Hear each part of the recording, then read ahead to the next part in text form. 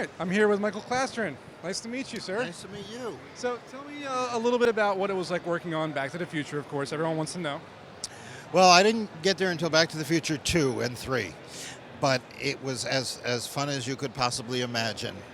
You know, what better way to spend your day than hanging out with Marty and Doc and Lorraine and Biff and everybody. What kinds of stuff did you do on set? Did I do on set?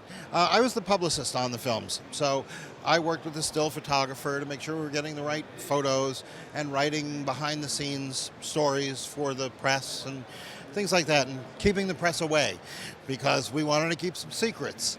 Right, people like me were not allowed on set. No, not just you, don't take it personally. But no, we had a pretty close set. Cool. And so what you got to interact with Michael J. Fox and Christopher Lloyd and the others, and tell me what that was like.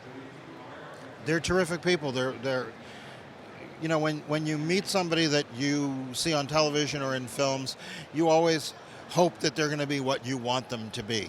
And everyone in the cast of Back to the Future was. They're wonderful people, and I'm very fortunate to still know them today. Sounds like you had a great time.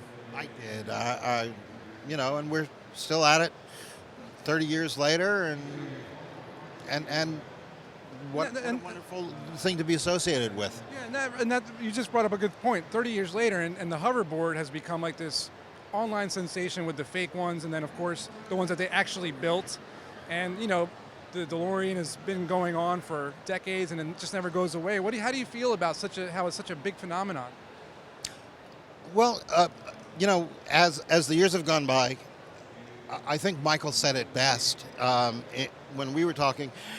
The movie is cross-generational, and people introduce it to their kids who fall in love with it, and they introduce it to their kids. I mean, and it just keeps going. I got a note from a friend of mine I hadn't seen in many years who just wanted me to know he had introduced his 8-year-old to the trilogy last weekend, and we had a new fan.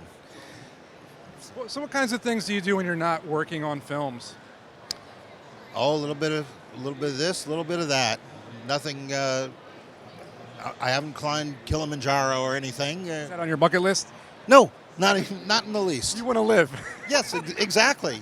Preservation is what I do in my spare time. So I have to ask, because we're at Wizard World, and if you had to choose a superhero or villain, who would it be and why? Choose a superhero for what? For what purpose? To be. Oh, to be. Yes. Okay. You're not to be. Ooh, that's a tough one. Is it? No one's ever posed that question to me before. Great. Well, that's the first time for everything. I was always a fan as a kid growing up. One of my favorite characters was the Flash. Just always loved the Flash. So I'm going to go with him. And he can time travel, so it makes sense. Exactly. He's a guy who can do a lot of things. Not just running back and forth, but... Cool. Well, I'm glad to interview you. Thanks a lot for the opportunity, and hope you enjoy Philadelphia and Wizard World.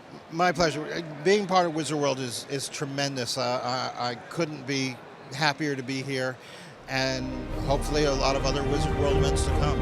I agree. Thanks a lot.